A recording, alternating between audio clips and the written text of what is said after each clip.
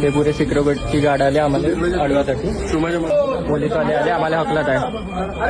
पोलीसवाले आले आम्हाला हकलत आहे.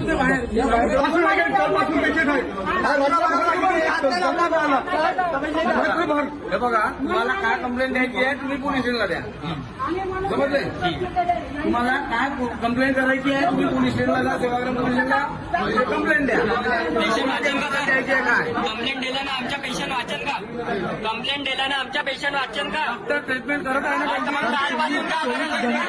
कालपासून का करत होते? हे हकलत आहे.